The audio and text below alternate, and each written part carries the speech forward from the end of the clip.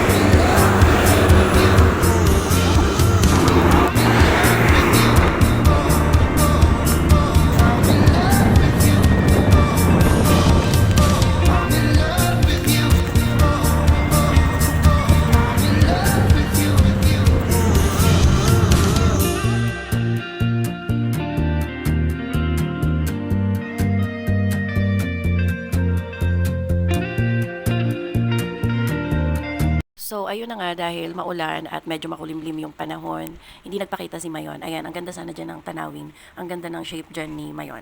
Isa nga pala to sa mga lugar sa Legazpi City na madalas puntahan ng mga turista, lalo na dito mo makikita yung higanteng rebulto ng Nuestra Señora de Salvacion. Mamaya makikita nyo. So, ayan siya.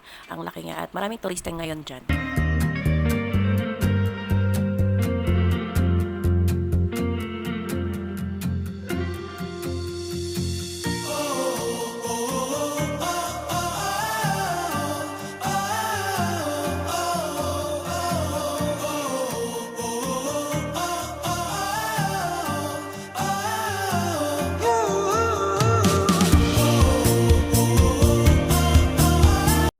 At yes po, may UST din dito sa Legazpi, University of Santo Tomas. Ayan po siya.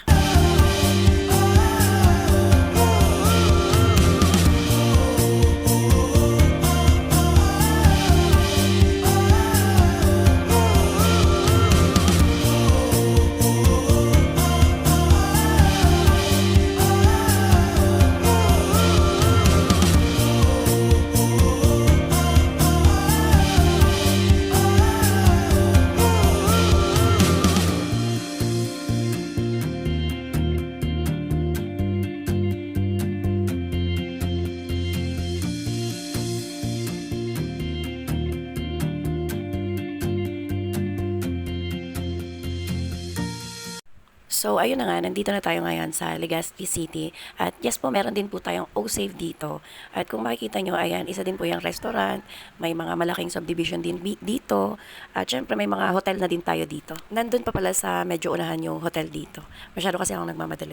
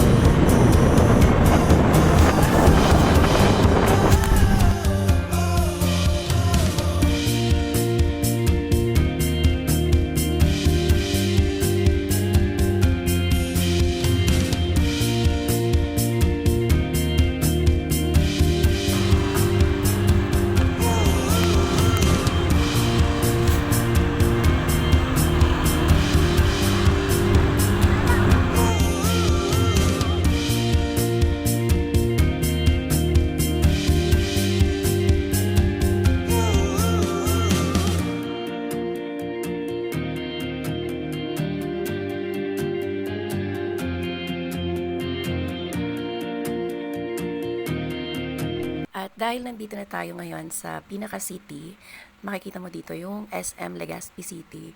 At maliban dyan, marami pang mall dito.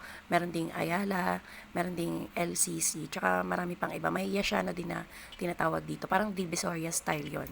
Tapos, ayan, may City Plus, parang Home Depot yan. Tapos dito banda, yan yung terminal ng mga papuntang Sorsogon, Naga, at iba pa. Tapos doon sa medyo unahan, nandun naman yung terminal ng mga papuntang Manila. So ayan yung terminal ng papuntang Manila. Kung mapapansin nyo rin, medyo traffic na dito kasi nga nandito na tayo sa pinaka-syudad ng Legazpi City.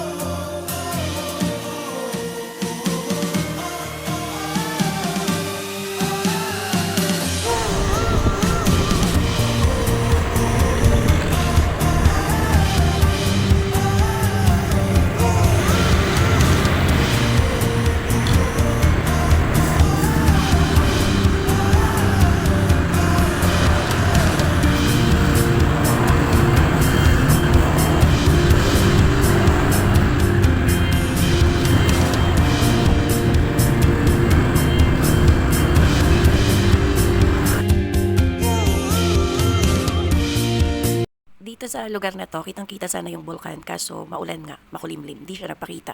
Sa kabila nga pala itong bundok na 'to, tinatawag yan na Sleeping Lion kasi yung hugis niya ay hugis ng lion.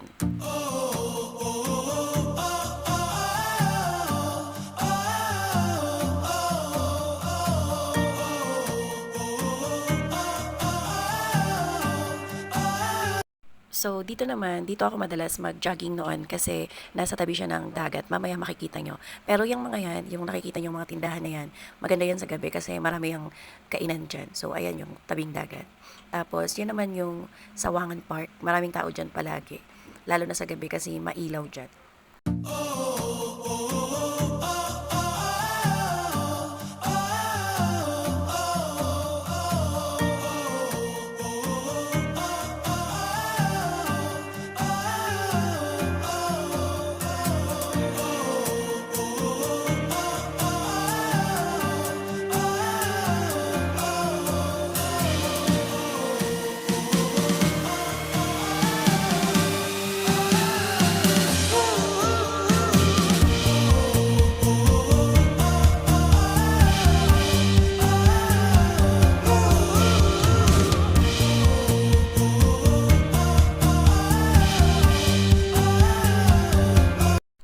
At oo nga pala, kung mahilig kayo sa mga night out party, yan na mga yan, mga bar yan, sa gabi maiilaw dyan at maraming mga nagiinuman dyan. May mga kainan din pala dyan.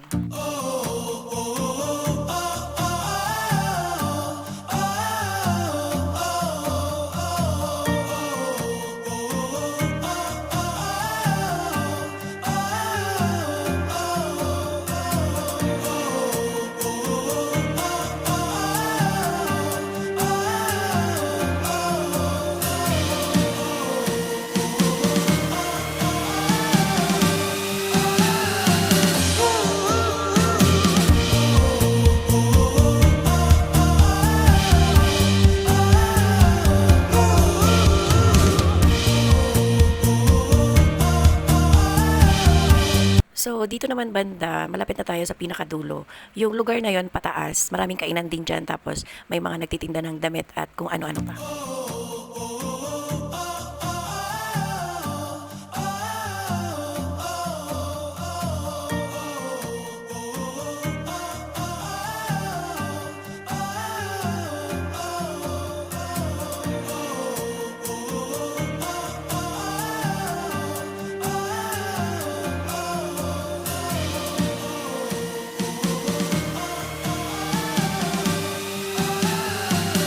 So, hanggang dito na lang guys yung aming video dito sa biyaheng Legazpi City dito sa Bicol. Sana nasagot yung mga nagtanong regarding sa lugar namin dito sa Legazpi. At sana mag-subscribe din kayo sa aming YouTube channel. And please like and then pakishare na din. So, thank you guys for watching. Adios. Bye!